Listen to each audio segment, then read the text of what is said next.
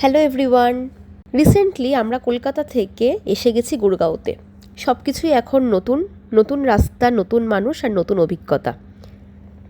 আজ তাই ঘুরতে চলে এলাম অ্যাম্বিয়েন্স মলে। শুনেছিলাম এটা গুড়গাঁওয়ের সবথেকে বড় আর জনপ্রিয় মলগুলোর মধ্যে একটা, তাই উইকেন্ডে একটু ঘুরতেই চলে এলাম এখানে। মলে ঢুকেই বেশ ভালো লাগলো, চারিদিকে এত দোকান, এত আলো আর এত সুন্দর পরিবেশ। এত ঘোরাঘুরির পর খিদেও পেয়ে গেছিলো, তাই আমরা চলে এলাম কেএফসিতে। আজকের মেনুতে ছিল প্রিয় চিকেন আর কিছু স্ন্যাক্স। নতুন শহরে এসে পরিচিত খাবার খেতে বেশ ভালোই লাগলো।